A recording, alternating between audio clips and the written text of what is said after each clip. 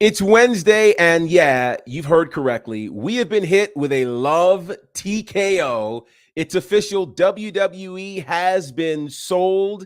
The sale has gone through. We're going to get into that, all of the fallout connected to it, and a whole lot more. It's the Wednesday edition of WWT Live.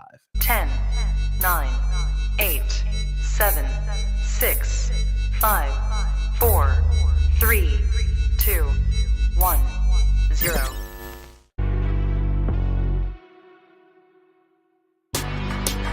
Women's Wrestling Talk, the #1 women's wrestling show on the planet.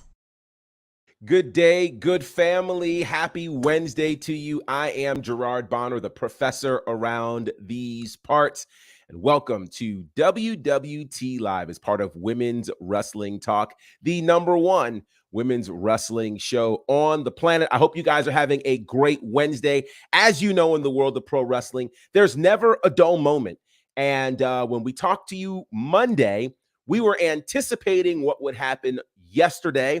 It's happened, and there's been a ton of fallout from it. So we're going to get into all of that. But of course, you know me, I'm never exactly alone. Thankfully, we brought in the big guns for this one. This guy, you don't get to see him all the time. When it's the super big stories, that's when he is here. Give it up for Mr. Hey. For You're Aware. It's Blue. What's going on, brother? What's going on? What's going on? You know I had to step in here on a Wednesday after big news. Oh, yes.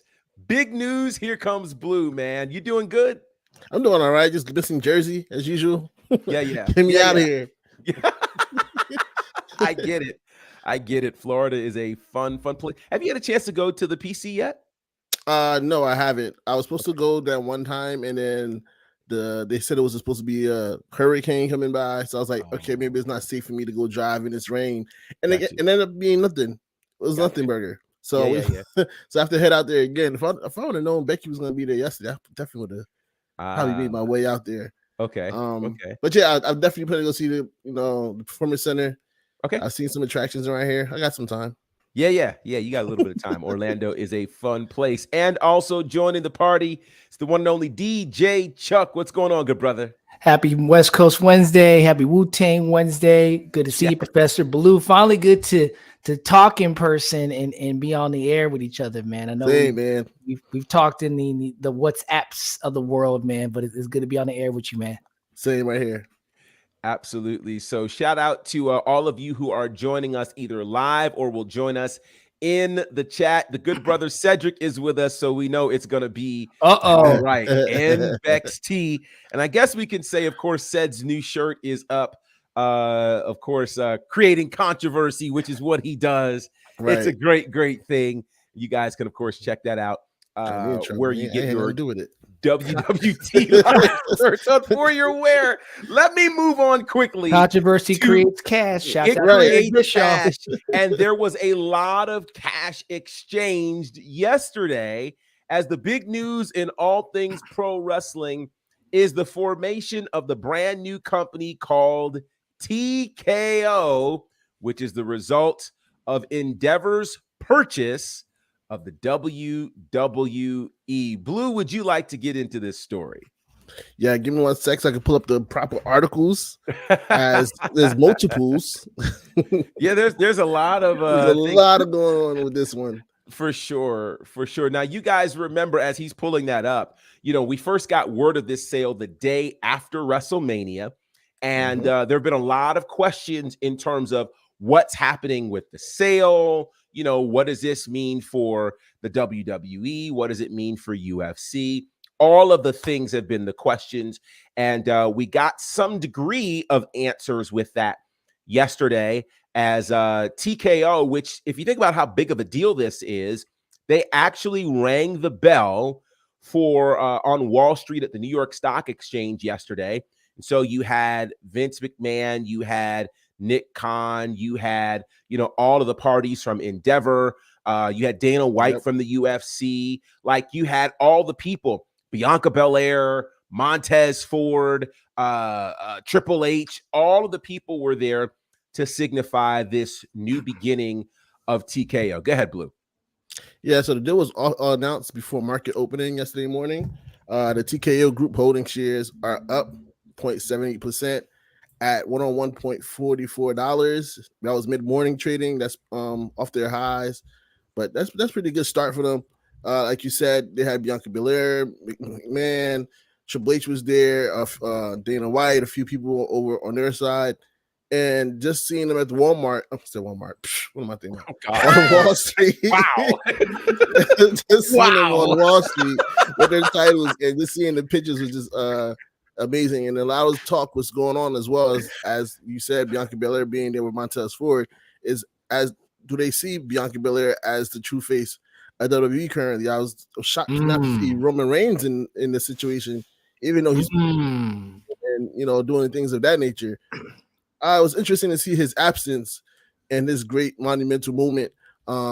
Nick Khan was kind enough to sit down with ESPN and have a conversation about how these two mergers between UFC and WWE creating TKO could, blend. He mentioned how past UFC fighters, after they are done their time at UFC, has transitioned over to WWE, and that this may help make the transition a lot easier for them. So can we see more UFC being involved in WWE in the future? It don't sound like he's putting that out of order. Like it seems like to be a real thing that could be happening. So that's something that would be interesting to look at as well. I don't know how you guys feel about the merger. It's gonna be interesting to see. I'll share my thoughts after you guys. Well, let me start by reminding us that this is not a merger. I was about to say that, Professor. Everybody's calling it a merger. Clear that up. Well, they're not right. Let me help you with that. Because I heard you explain that, so please explain for the people because I'm still a little confused. Let me explain the difference between a merger and an acquisition. With a merger, the two companies, the two brands would literally combine, and they'd be doing the same thing. Let me give you an example. When what we know as Verizon was first started, it was Bell Atlantic and GTE. Right. And what happened with both of these phone companies is they came together, became one phone company. It was no longer Bell Atlantic and GTE. It was now Verizon. All of those territories were considered Verizon. And so then it was now figuring out, okay, now that we have one company, the people who held multiple roles, which of those people would now stay, which would go, how would we combine these things, et cetera, et cetera. The difference here is what UFC and WWE have done is they have come under a new parent company. The new parent company is TKO. So what this essentially means is you can almost look at it like a blended family. Now my brother has come in. We're not the same person. We just have the same parents. Right. So what this means for the UFC so what this means for UFC and TKO, and WWE is they now get to pull from some of the same pools. For example, when, again, going back to the reference of Bell Atlantic, GTE into Verizon, we then didn't have a Bell Atlantic president and a GTE president. We had the president and CEO of Verizon, and they figured out how they would bring those staffs together. So in this case, Dana White is still the president of UFC. Nick Khan is still the president of WWE. What's happened with Vince McMahon is he has become the executive chairman of TKO. So all of those kinds of things are happening in that regard. But this is not a merger. And that's why, even though people in media are calling it that is not what this is, which is, for instance, why Nick Khan was able to speak to whether or not UFC talent would be able to come to WWE. I also, in this process, want to read for you guys a portion of the article. There was a quote that was made, which again would help some people. And here's the quote. The quote says, "There's been speculation of rolling the leagues together," which if you rolled them together, that'd be the definition of a merger. Right. But that won't happen domestically, at least for a while. Internationally, there's a lot of opportunity for that. Mm-hmm. But currently in the U.S., we'll be negotiating UFC and WWE individually, just by virtue of the fact that they're in different renewal cycles. And this is referencing their media rights. So for those who don't know, the WWE's media rights, meaning their ability to air on Fox right now and USA, that runs through 2024. those media rights are already up for discussion right now. The deal that WWE did with Peacock goes through 2026. So there's still a little bit more time on that. But the media rights are certainly a bit more immediate right now, which is where the discussion is. And again, the Endeavor company, which is the parent company of TKO, has done a great job negotiating media rights for a lot of different spaces, like the Olympics, the NBA, lots of other Wimbledon, a lot of big places. So it's been a thing, and they're very, very good at these media rights negotiations. So I wanted to make sure we kind of get a clear understanding on what TKO actually is. It is a new parent company, which is why, again, in this photo, you see belts from both organizations there. Right. That type of thing.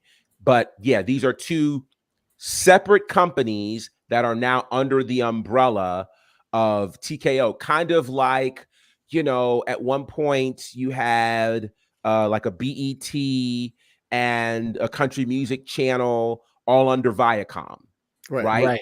They're not the same channel. Still is. Right. They still are. They different brands. They speak to different audiences, but they have the same parent company. That's a great analogy for my brain right there. Yeah. That's what we have right now with UFC and WWE under TKO. Understood. So I want to make sure everybody's clear on that.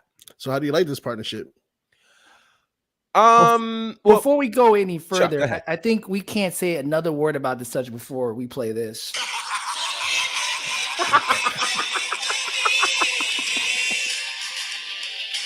Well played. It would have been a missed opportunity if we didn't play a little bit of that. Well played. Had to. Yeah. Yeah. We're talking $21 billion here. So yeah, it's a lot. It's a lot. Yeah, and to Cedric's point, there wasn't any current UFC fighters there. And from the way they were handling media this past weekend during their events, I don't think they wanted anybody there from UFC because their language, they have no holds bar language. And a lot of things were said this past weekend where I was just like cringed. Of like, yo, we saying this in the ring, we're saying this in the media. Like, where's the PR person? So I don't think they wanted anybody there speaking their minds in that instance. No one got talking points, and that's interesting. Interesting you said it because we saw, of course, Montez Ford and Bianca Belair out there, which them popping up for something like this shows the faith they have in them as performers in the future. That's a big look. Yes, especially I think that Montez Ford solo push has been confirmed with this scenario. I really think so. There's no reason to bring up. It's no reason to break up the Profits. You still can be a tag team, have a great solo run. But I think there's going to be a lot of things going on for him, coming soon here. But going back to, it was Daniel. What's his last name? Who's Cormier. Cormier. I didn't want to screw it up. Although Daniel Cormier has had WWE cameos before. Yes. So it's not like you're picking a fighter that has not had a connection to WWE, someone who's been purely UFC. So that could speak to something, possibly. I don't know if we're just digging too deep in there. Maybe we're just speculating too much, but you're right. I feel like the language hasn't been, I think Nick Khan has done the most talking, I think, out of anybody. He has. Whether it be Vince, Dana White, or Triple, he's done the most PR in this. And I think there's a lot of questions on the UFC side. You know what? It doesn't surprise me because I've listened to a couple Dana White interviews as of late. He's not in the titles. He's just like, I mean, is that not the most rich thing you can hear in your life? I'm not in the titles. I'm just the guy that I know what my role is, and I'm just here to have fun and do my thing, right? So I don't think we're gonna hear too much from Dana White's front on the money end. I think it's gonna be more of Nick Khan is going to take the lead on it. And the other interesting thing about the TV rights, since we're on the topic of that, the course is conversation of will they get the price they're asking for because they want more money. They do. But the state of the entertainment industry and the television industry here in Los Angeles, more protesting, writer strike hasn't taken care of. Of course, WWE is a non-union workplace, but the bottom line of the places they're going to get their TV rights from are definitely feeling the pinch. A lot of developmental deals, a lot of things are being put on hold right now. Yeah. Are they going to get that money depending on how? I mean, even if the strike were to end today, they've lost billions of dollars just in the last couple months, and they got to recoup. Yeah. Are they going to have that money to hand over to WWE? I mean, there's rumors of Disney possibly. I think they're going to stay with NBC Universal with Raw and NXT. I don't think they're going to get the number they want for SmackDown. I don't know. I don't see it.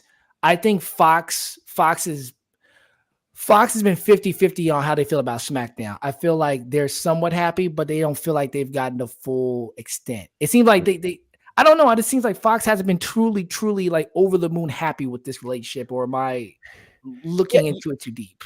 What I'm curious of, and this reminds me of, when we had the discussions about AEW Collision, I wonder what it is that WWE promised Fox in terms of what they're going to deliver with ratings. Because at the end of the day, it's about expectations set and then expectations met, right? Yeah. So if Fox was given the expectation, hey, we're going to deliver 3 million a week, well, then it's not going to look like that, right? If they were told we're going to deliver 1.5 million and this 2+ million they've been getting, that'll be different. So it'll be interesting. I don't know how that's going to work. Again, what I think is different is, if you look at, and we won't get too into the weeds on this, but the board members that are now a part of TKO, a lot of people made a big deal that Triple H will no longer be on the board. But the people who are on the board are very, very financially savvy, and they're savvy in terms of making these kinds of deals. So the board that we're seeing for TKO isn't necessarily the kind of board you would have seen for WWE. Right. So that means that TKO is really looking at where are we going to get the most bang for our buck, right? Yep. And they're fully trusting the strength of the products of UFC and WWE to the people who are already running those brands. That'd be, the Dana Whites of the world, the Nick Khans of the world. And in terms of creative for WWE, that would be Triple H. So it'll be interesting to see how all of this pans out. Blue. I was going to say, in terms of the Fox deal, I feel like, I don't know if everybody remembers, the reason why the Fox deal played out the way it did is because in the beginning, WWE was looking to sell to Fox, and Fox didn't feel like the number that they requested was the right amount that they would want to spend. This SmackDown deal was really a trial run to see how it would look on Fox before they made an official offer to buy WWE. So now this whole situation with TKO changes everything, because in Fox's mind, they were in the running to buy the company, and now you just created a whole new partnership that's basically cutting them out, and now have to still pay TV rights. So I don't think this is an ideal position that Fox wanted to begin with, because that's not what they agreed. I don't know what they agreed upon, but that wasn't the initial thoughts of going into this with SmackDown. Fox also has a TV deal with UFC. I'm not mistaken, correct? They do. Yeah. Yeah, definitely. But again, they wanted to own WWE. They didn't want just the TV rights. They wanted to see how much could they make and if it would have made sense in the long run. And now I don't know if that's an option or not still, but now they have to pay for more TV rights. I don't think that's something they really want is looking at. In terms of the partnership, I mentioned this, Professor was here when I mentioned it before. My concern is always the product. And now with this whole thing with Nick Khan saying, like, you never know if you'll see if UFC could jump into WWE. Not everybody's going to be Brock Lesnar. Not everybody's going to be Bobby Lashley. Like, not everybody's going to be Shayna Baszler. This is what scares me, is when you start saying things like that. Because, legit concern. Right, because then at the end of the day, now when you have people crossing over, what if it doesn't play out right? Cain Velasquez, anybody? Well, and I think Cain Velasquez is the perfect example of why they wouldn't just randomly bring somebody over, from the UFC. And I think now, because there are more eyes on WWE, and because WWE has really started to figure out, hey, some of these people who have been great in one space aren't necessarily great in the other. I mean, whether we're talking about the Cain Velasquez's or whether we're talking about, Gable Steveson at this point, right? We have enough examples where WWE isn't going to necessarily be comfortable being the fallback plan, because much to what you guys said before, there's a certain skill set you need on the mic to come into WWE that a lot of the UFC people don't necessarily have.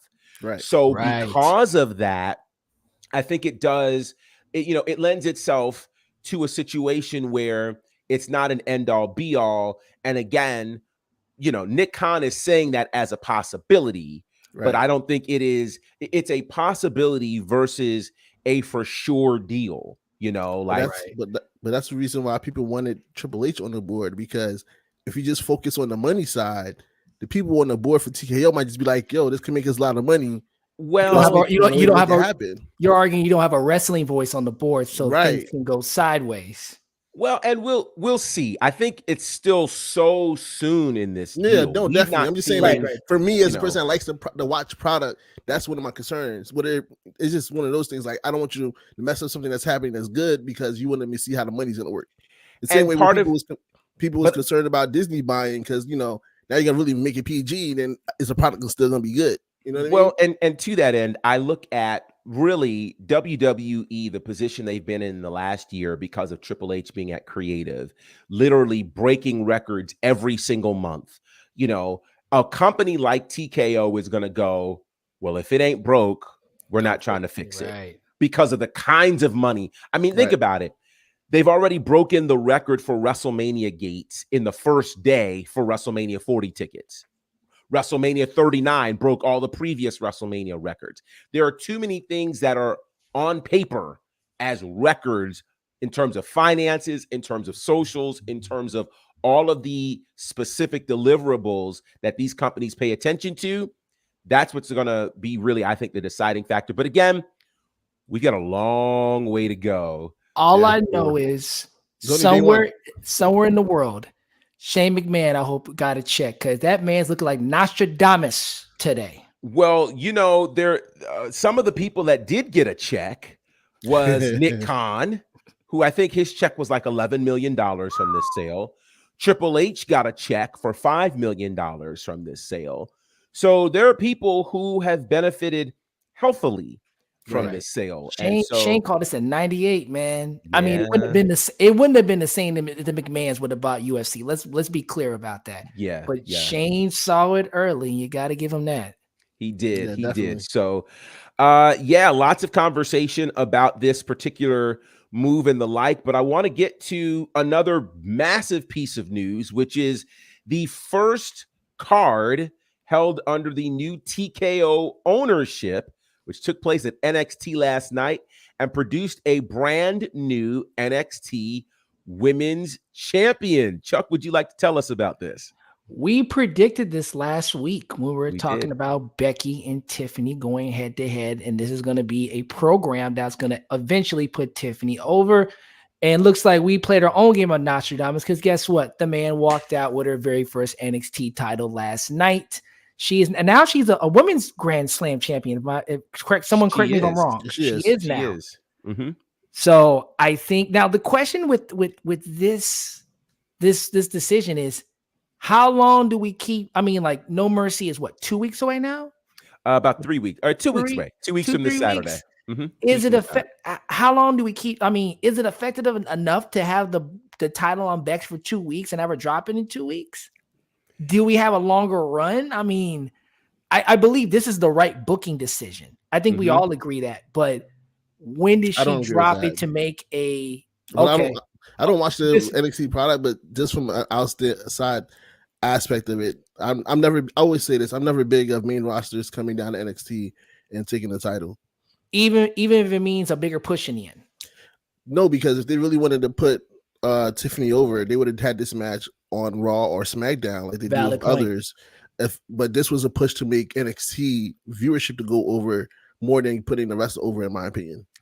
So to play devil's advocate, do you think Braun Breaker's rivalry with Ziggler helped him at all? No. Zero. No. I disagree. I don't think it helped. Because at the end of the day, let's be honest, when Ziggler went down there, he wasn't doing anything on the main roster. And after he did that, he's still not doing anything. If you want things like this to matter, Becky would have been perfect, but if you would have did it on the main roster stage and let it play out there, you let it play out at NXT that you publicly have already made known as your developmental, it doesn't do anything, in my opinion. Well, the only danger in that is we have a situation like with Gargano and with Ciampa. Remember when Ricochet, they kind of called them up, then they brought them back. So are they main roster? Are they still in NXT? So it's kind of like if you're going to pull that trigger, you have to go fully. But I understand. I'm sorry, Professor. I didn't mean to interrupt, man. Please. You're good. I want to, before I share my thoughts, I want to pose this question, which is kind of piggybacking off of something that Blue said. And the question is, what are your thoughts on what we have deemed as main roster talent, being Raw or SmackDown, holding championships from NXT? Because what's interesting right now is you have 2 of the 4 champions in NXT exist on the main roster. That would be the women's champion and the North American champion, that being held by Dominic Mysterio. So I want to find out from you guys in the chat what your thoughts are on these main roster talents holding these NXT championships. So let me answer Nikki real quick, because she asked if I don't watch the product, then how do I ever know? It's just a thing of it doesn't make sense. The same way when people from Ring of Honor, from AEW, holding Ring of Honor titles, like I'm not a big fan of that. You know what I mean? Like, let the shows play out what they're supposed to. At least with Ring of Honor, those people go back and actually go to the pay-per-views, things of that nature. Do we really see Becky being in NXT for the next 3 months? Well, I think we have to talk about a few things here. I think one of the first questions that comes into mind is, what is NXT right now? And the reason why I ask that question is, during the NXT 2.0 days, it was deemed to be developmental.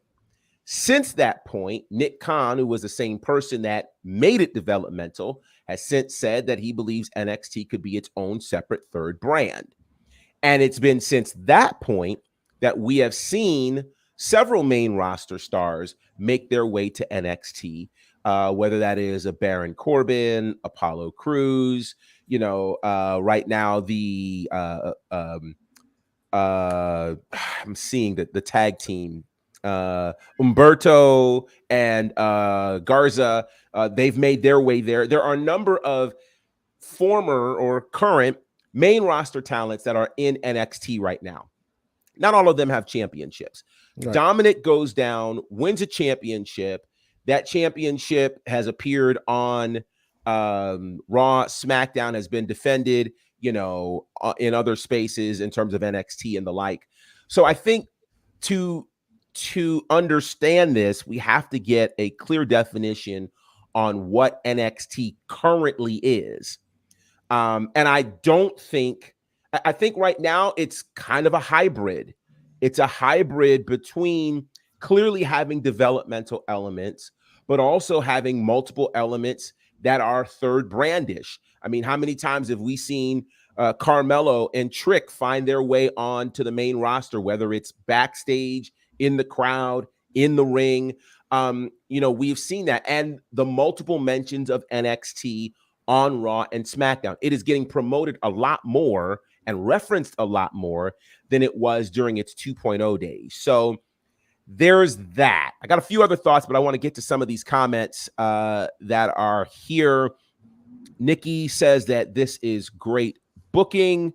Cedric said, Becky gave Tiff arguably her best match to date. There's no debate on that at all, because that was a fantastic match.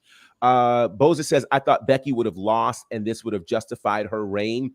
I think, and I know we talked about this idea before, that at some point it's going to come back around for Tiffany to get the win over Becky, and it's just a question of when.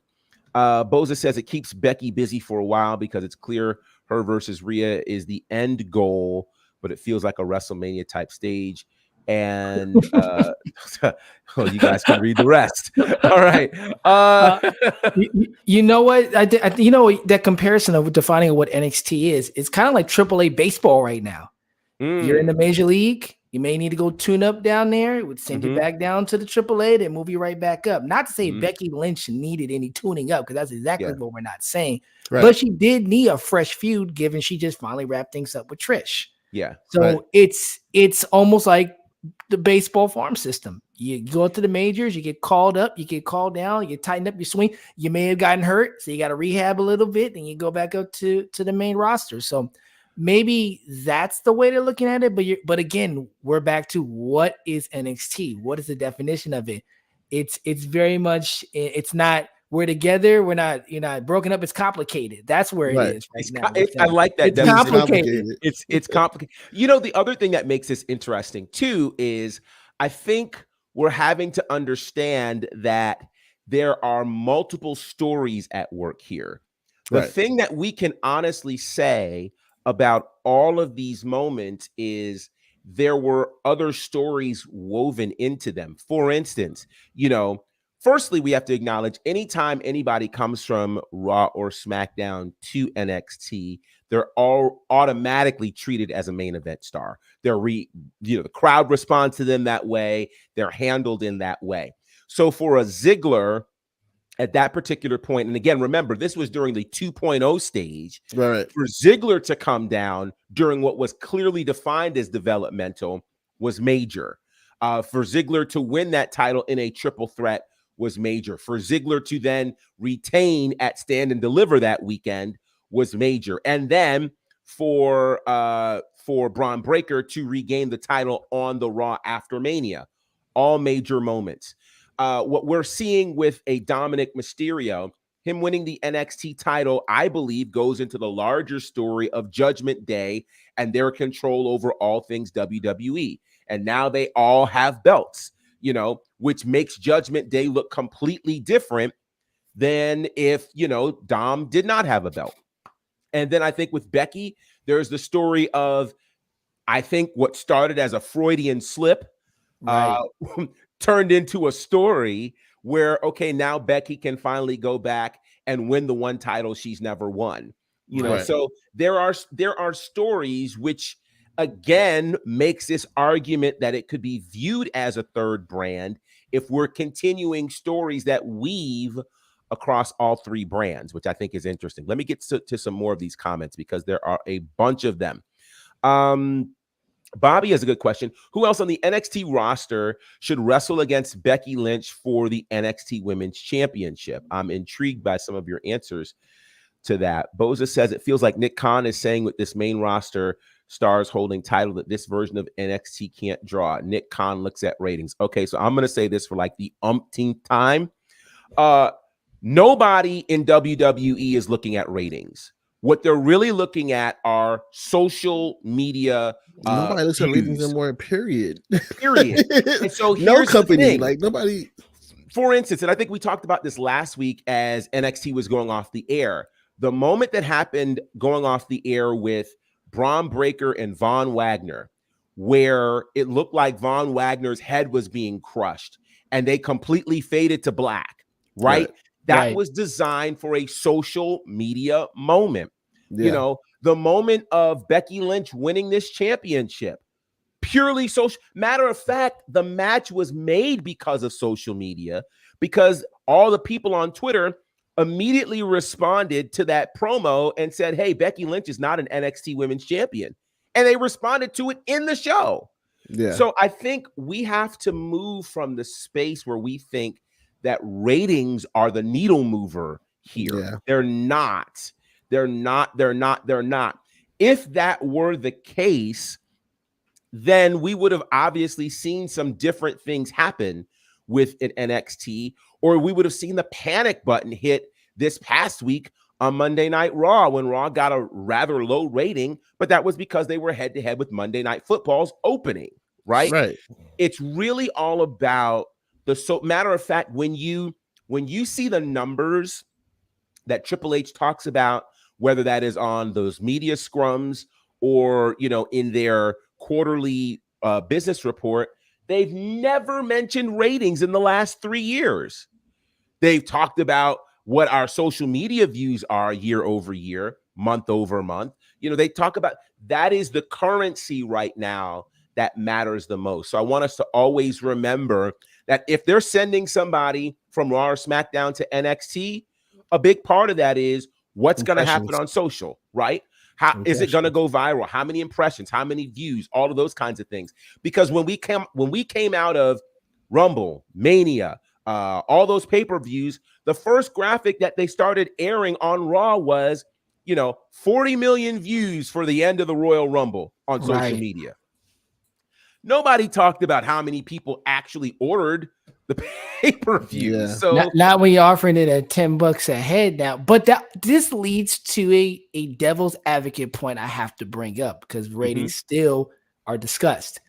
How do you go to the negotiating table with Fox, with Disney, with Peacock, and say, here's our social media numbers versus what is our draw with advertisers? How does that play into the television deals coming up here? It just out of curiosity. What you're saying is right, absolutely right, Professor. I'm just thinking from a boardroom standpoint. If I'm trying to convince a 60, 70-year-old old man who does not have a TikTok or an Instagram and doesn't know a YouTube from a swimsuit tube, how does that work at the negotiating table when these rights are up? I feel like it plays. I'll say this now, the Professor, because he probably know more than I do. I feel like that plays more into the side of WWE or whatever, whoever is trying to get some of that deal, because at the end of the day, people aren't watching TV like they used to. Right. So that's now you're looking at the television companies like, why should I come to you at this point? Because nobody's watching you guys anymore. Nobody's watching these things live unless they're streaming it. They may have cable, but most people now are just streaming it from the apps. Right. So there's no commercials really getting watched either. You skip ad, you good. You know what I mean? Like, so at the aspect, to be honest with you, a lot of these companies hold weight because now they can say like, but nobody's watching you guys. You guys are becoming obsolete. You're not radio. Radio is the only thing that I believe that cannot be written out of question.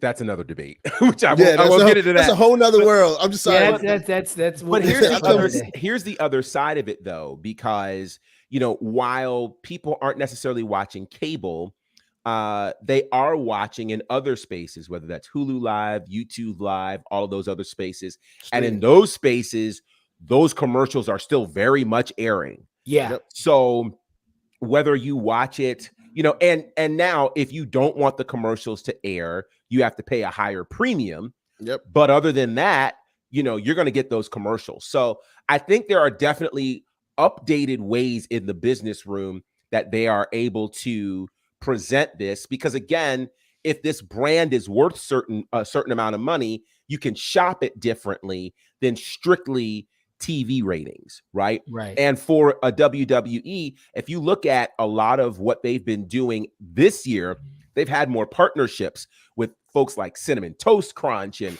these other, people got mad back in January about the Mountain Dew Lights Out match. Well, one of the reasons that happened is because of the sponsorship, RIP Bray Wyatt. Yes. He froze. Oh, shoot, he froze. But yeah, to his point, like this is the same when people are buying sponsorship inside matches. You see the signage around the ring, you see the signage on the ring posters. It's different ways to get the advertisers involved. I feel like this plays more to the cable companies' realm of issues, because now they got to figure out another way to stay relevant, because now a lot of these channels again are creating their own space, and it goes from there. To the comment, we'll go back to the chat real quick. When they said that Becky just tweeted ratings Rebecca, yeah, the wrestlers are always going to use it to their advantage. We've seen Chris Jericho call himself the ratings god in the beginning as well. The demo god, right. Yeah, the demo god. Like if it's positive, they're going to use it to their advantage no matter what's going on. If it's a bump or jump, whatever the case may be. Right. But in reality, nobody, like the people in the what we're saying is the people in the rooms, like the boardrooms, executive rooms, the people that are higher ups that's dealing with the monies. Right. They're not looking at ratings like they used to. If you're not pulling ratings like the NFL where they're getting like 30 million views a game and stuff like that, it's not the same way as when wrestling used to be back in the day. A lot of people stream stuff. A lot of people DVR and honestly, some people just watch segments on YouTube.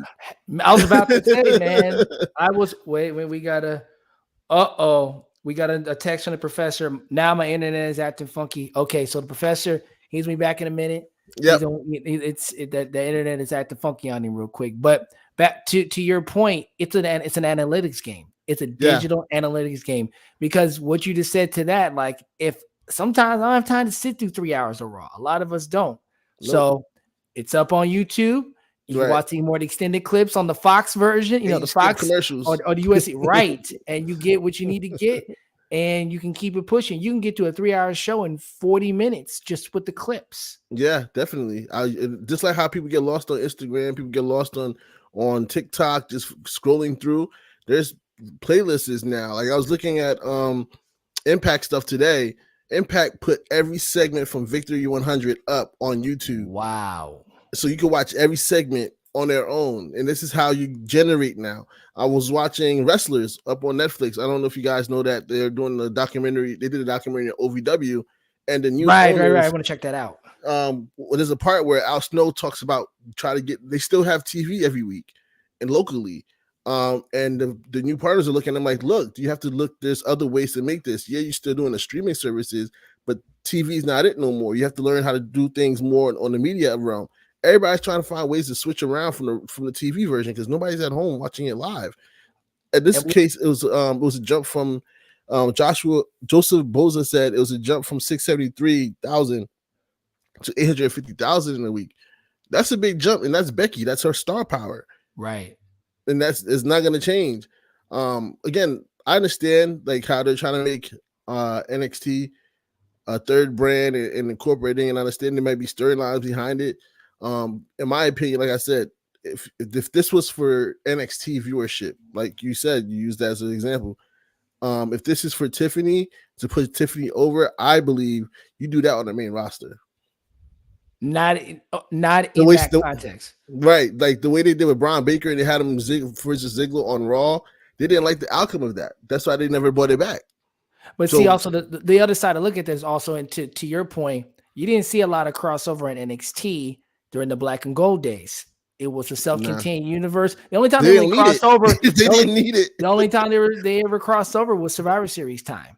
And look what they did. They demolished everybody. They went major. They went over. They were so over. They went over the cliff. Yeah, that's what I'm saying. They went over everybody. And then Vince was like, I don't like this. But because they've booked the island.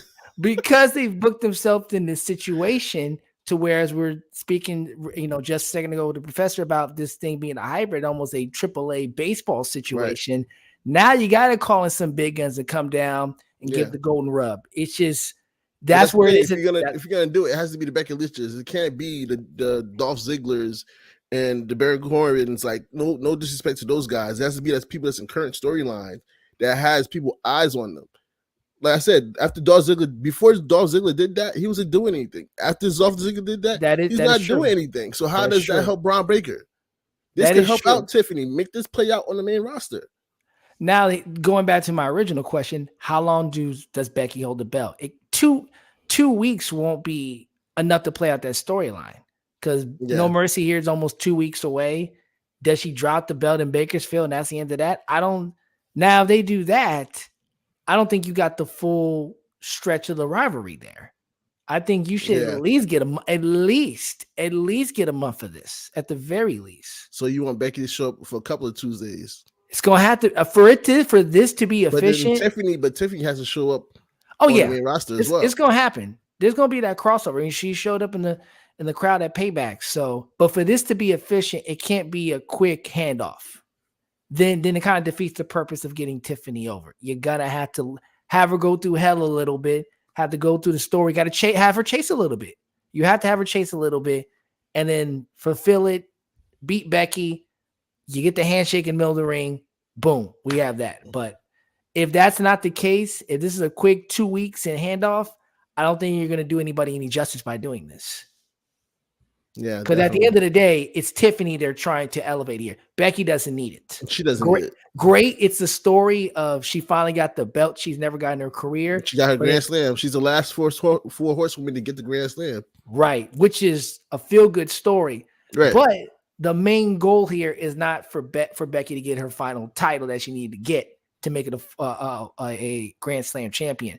The point here was to get this younger talent over. That's the point of this. So I was looking at Nikki's comment that Tiffany still served, and that was the best moment of her entire reign. This will only elevate her. She is not that round orange brawn. No, I get that, but just like in just the business in general, it's the put over. If Becky's gonna put her over, it has to make sense, and that's the end of it. Right. If Tiffany's the one that's gonna carry NXT through these next couple of months, years, or whatever, she needs that rub. That's how it's always been. That's just the psychology of wrestling. Always. And of course, to move on to psychology and also big news, the new spot of the Royal Rumble for next year has been announced. So It looks like we are going to Tampa Bay here. That will be the 37th Royal Rumble. They will be having it at Tropicana Field. Didn't they have it at Tropicana Field during the pandemic? Or correct me if I'm wrong, because I swear they've had the Rumble there before. There he goes. Professor's back. Guess who's back? Back right. The internet just back. decided to just. Hey man, it's all good. Stuff, but it happens. But you were talking about the Rumble, yes? Yes. Yeah. Before you guys get to that, I was waiting for Professor to come back. I got a kids to go feed. You already know. Yes. I'm sorry because I didn't mean for us to. It's all right. It's all right. As long Things as it happen. Did, so my apologies. There's no problem. Tell everybody how they can reach you, man. You see the cheap plug on this side. Sorry. Do you see the cheap plug? Follow me at For Your Wear. Follow me at Blue Magic Ground. Spell how it sound. Capsule your favorite indie wrestlers merch. Some podcasts when Wrestling Talk is up there. I'll be here once a week at least moving forward. Trying to finish figuring out the schedule. I'm down here. It's always great to have you to spend time with you guys. And that's about it. Awesome. Well, make sure you are following Blue and checking out all of the great things that Blue has with For Your Wear, all of the great spaces that support him. And of course, Women's Wrestling Talk has tons of great merch there as well. Thank you, kind sir. I didn't look the EST of WWT. That's not my fault. I don't make no worries. Don't even worry about it. They know who I'm talking to. This is not on me. This is not my fault. All right. You're my boy, Blue. Okay. Go feed your kids, good brother. All right. So now let's get to this Rumble situation, because in terms of it being at Tropicana Field, so it technically was, but it's during the Thunderdome era. Correct. Where they had no people. So that's what happened with that. But so it's really the first time that Rumble has been in front of an audience in Tampa Bay since 1995. Wow. So that is a pretty big deal. And we know there's a great relationship between Florida and the WWE. So for all who have been asking about the Royal Rumble 2024, it's going to be in Tampa Bay. It's going to be cool to see Tropicana Field not as the Thunderdome, but filled with all sorts of great, wonderful people. It'll be amazing to watch. Now, tell me, what else did we go over while I was away? We were going on about NXT pretty much the entire time. We didn't get a chance to cover the PWI going from 150 to 250. Let's go over that right now, because, with this being Women's Wrestling Talk, absolutely, some important women's wrestling information. So for those who are unfamiliar, the PWI 150, well, first of all, PWI, Pro Wrestling Illustrated, the most respected and long-term wrestling publication in the business, just a few years back started doing certain things like the PWI 500, where they named the 500 top wrestlers in the world, where they also had the PWI 100 for the top tag teams. And then they started the PWI 150, chronicling the top women's wrestlers of the year. Well, they have made a decision, which I think, in light of a lot of the discussion that we've been having here at Women's Wrestling Talk, is massive. For all the talk in terms of, women's wrestling not getting the kinds of platforms it's supposed to be getting in all of these other spaces. If you want to pay attention and put your energy on some news, here's the news to put it on. As the PWI is expanding its women's 150 to now be a women's 250, which means 100 more females will be added to this list.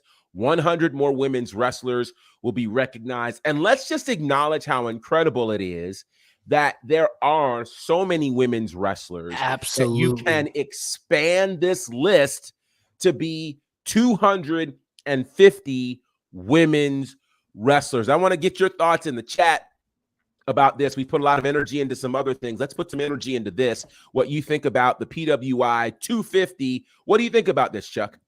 The first thing I think about this is now, so there's no excuse not to have more women on TV. That right there. That's my first thought. If this list expanded 100 more women, to grace the square circle and a top list like this, there's no excuse not to have more women in programming. There's more women in the ring now, and skilled women. So, yeah. As far as I'm concerned, there's not a lack of a talent pool at all, at all. And I think that shows how the growth of women's wrestling has been, especially in the last decade. And it's a beautiful gesture. And I think not even a gesture, it's just become a fact. It's hard. Yes. You can't ignore it anymore. I don't even want to think a gesture is not even the right word. I think it's making noise of you are undeniable now. Things are undeniable, because there's a difference between, we'll give you some love, or things to be truly successful in this world, you got to be undeniable. And I think it's undeniable that the respect level for the women in the square circle has to elevate. It has elevated, but it needs to now reflect in the programming on television as well. But props to PWI for expanding their list. Absolutely. Some great thoughts out here. Cedric says, this is huge. Boza says, so glad PWI is now 250, which I'm excited about. Bobby says, I like that they're doing the women's 250. Boza says, women's wrestling is in a great space with this list now at 250. I genuinely feel like the timing of this is perfect, because there was a time previously that we might not have been able to name 250 women's wrestlers. Right. So I think this is interesting. JD says, I feel like outside of a top 20, it all just becomes noise and arbitrary shuffling around numbers. But I guess if it gives them the rub, okay. I mean, you can kind of argue that even with the men's list to an extent, there's always a debate. But at the end of the day, these lists, no one's getting a payday from these lists.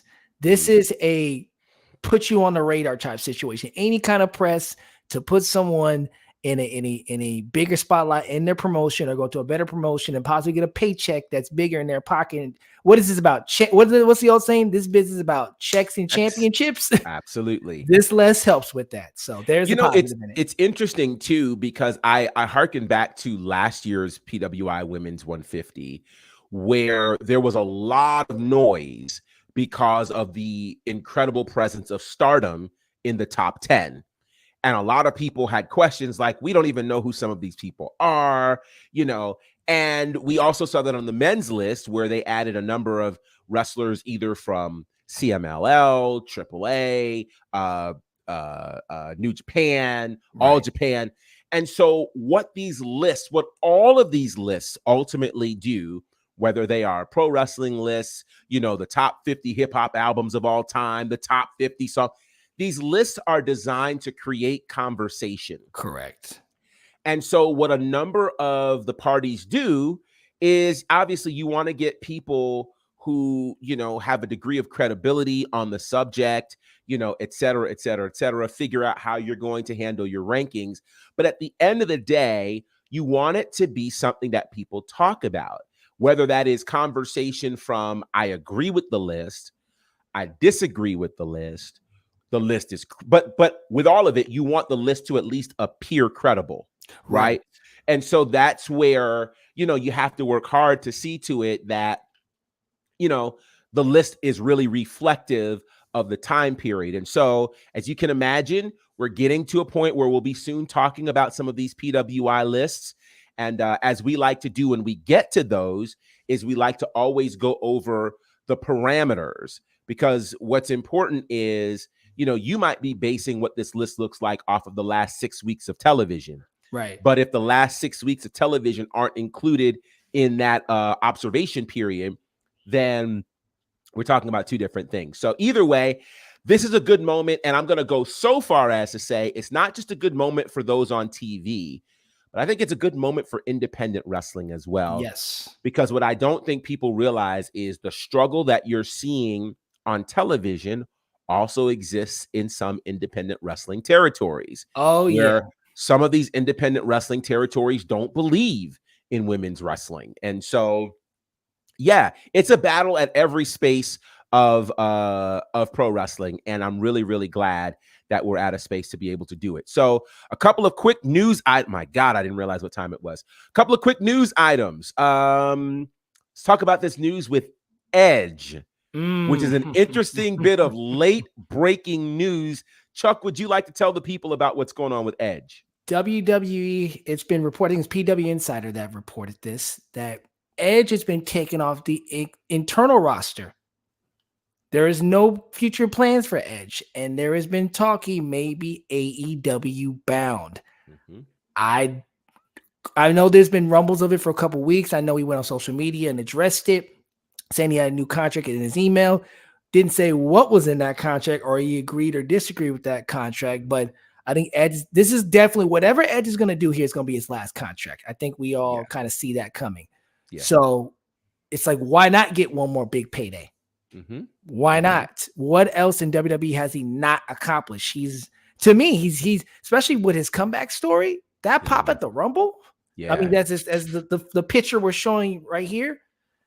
He's done it all there. He's done it all. So it's why not? I mean, I would even incline to say not him just being obviously on TV. They need more veterans in that locker room. Badly. Yeah. I think Tony, if you have guys like Bryan Danielson, Edge, Jericho, of course, has been, and I'm talking about guys who have wrestled. Of course, we're not talking about the Jim Rosses and the Shivanis and everybody else. I'm talking about guys who've been in the ring. Yeah. If you have a guy like Danielson and Edge and also Jericho, they need more veteran voices in that locker room to kind of keep it together and kind of show like, hey, what we're doing is unique. Don't let your ego get the best of you. Don't mess this up. The natural Dustin Rhodes.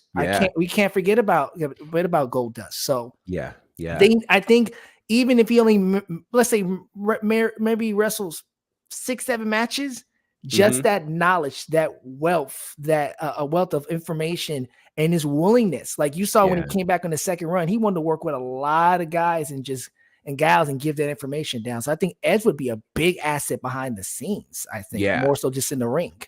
I agree. It would be something intriguing. Let's see. Cedric asks, would an AEW run tarnish his legacy? Depending how they book him. How they book him. Yeah. I would agree. I would also say that looking at what AEW has done with the legends they've had, they've put all of their legends in really good positions. Mm-hmm. From Jericho to Billy Gunn, Sting. I mean, like they have handled them very, very well. So if he were to go over, I think it would be a great, great move. So a couple of quick comments that are happening on the PWI 150. Question is, do you think Mercedes or Trinity will be on the PWI 150? Nikki says to qualify, you have to wrestle 10 matches. Not sure if Mercedes will qualify this year. Still has time. She also thinks that Trinity is number 1.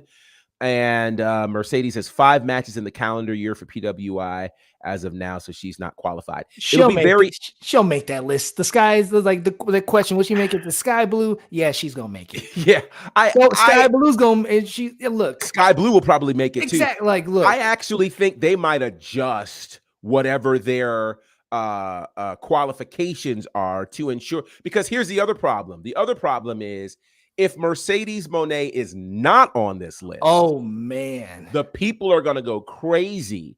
And so I think it'll be interesting to see how they measure this and if they hold to that 10 matches during the year or not. And JD mentions Christian Cage. He's another legend that's doing some great work. So they've handled heel work.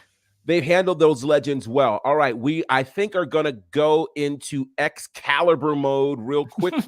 So here we go with our Excalibur mode. Velvet Sky has announced on Twitter that she will no longer be a part of the NWA. Velvet was doing commentary with NWA for a lot of their pay-per-views, the only female commentator they had for quite some time.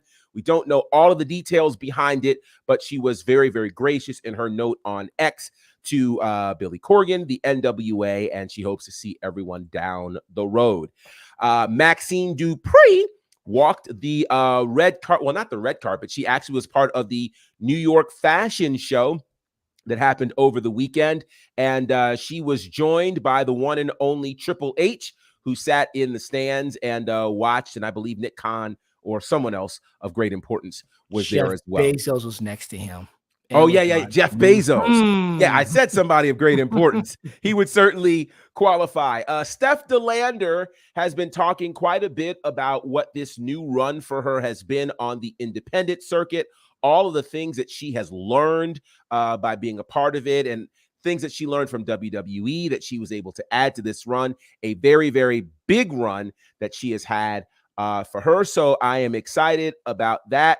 Last but not least, there were some comments about CM Punk coming from Nick Khan in question, will he end up in WWE? And Nick Khan ultimately said, hey, we respect CM Punk and we wish him well in his future endeavors. That sounds like a glorified no. Yeah. We won't see Punk in WWE anytime soon. And that is your Excalibur minute and a half, 2 minutes of WWT Live news. 115, Professor. You did good, man. You did good. That's great. We got good. 4 or 5 in there. So that's pretty awesome. Beat that Wrestle Talk. Yeah. So with that said, we want to make sure you can reach out to us. What a show it's been today. It's been absolutely crazy. DJ Chuck, let the people know how they can reach out to you. On Instagram, at the Old Soul HFP. Also on TikTok, at Honor Flow Productions. Also my group Honor Flow Productions on Instagram as well. Check out album The Black Odyssey. Check out all our music videos on YouTube and everything else that's going on with us, man. Good music for your soul.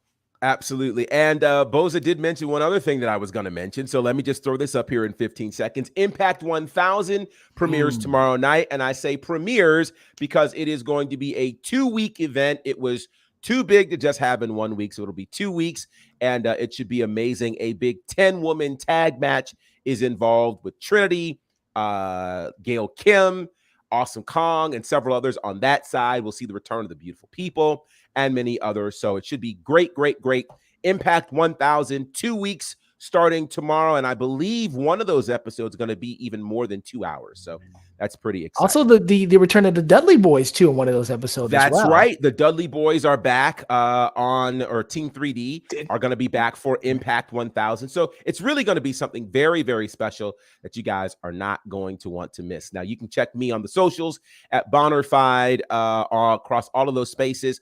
Also, you can check out my commentary work with Southern Honor Wrestling on IWTV. And I premiered with a brand new promotion this weekend called Intense Wrestling Entertainment, IWE, out of Augusta, Georgia. Some great things happening there. You'll be able to check out those shows on IWTV, I believe, starting this week. So I'm really excited about that. Congratulations, thank you for that. I appreciate it. Along with Battle Slam on Fight TV and All Things Nightmare Factory. We've got another Nightmare Factory student showcase coming up at the top of October. So be on the lookout for that. Of course, you can check out all things Women's Wrestling Talk at WW Talk Pod across all of the socials. Great, great content. Of course, on the website, www.talkpod.com. Interviews with Saraya, interviews with the returning Jade Cargill, and you never know who's going to show up, but it's clear that things are really top tier here on Women's Wrestling Talk, where we get the whole world talking. So it's very, very exciting. Thank you to everybody in the chat. There are so many people, Boza and Bobby and Cedric, and both of the Salt Shakers I saw in there. I thought I saw Ronell in there and JD and all of the people that have come through today to make this, again, another lively and wonderful conversation. We appreciate all that you guys are doing to help keep what we are doing going and going well. So remember, our show will be back here on Friday, same bat time, same bat channel, but we have tons of other shows to check out here on this network, and we'll let you know about that. But until then, representing for our entire team and the boss lady, TK Trinidad, I'm the Professor Gerard Bonner, and this is Women's Wrestling Talk, the #1 women's wrestling show on the planet. Hey peeps, TK Trinidad here, boss lady of Women's Wrestling Talk. And I want to say thank you so much for watching, because you've got millions of options. Plus, you don't have to worry about sharing your password to check us out. But while you're here, hopefully you know we have so many more shows to watch, like Turnbuckle Glam, Raw Post Show, WOW post show, AEW Dynamite post show, Women's Wrestling Army post show, NXT post show, Impact Wrestling post show, AEW Rampage and SmackDown Live post show, On the Scroll, ROH post show, WWT Live, plus all of our interviews with the hottest women's wrestlers in the game. Make sure that you like, comment, and subscribe. Check out our website at www.talkpod.com and follow us on all social media platforms at www.talkpod, and make sure to spread the word. That means send this to the group chat. Yes, even the person with the green bubble. Thanks again so much for watching Women's Wrestling Talk, the #1 women's wrestling show on the planet. Ciao for now.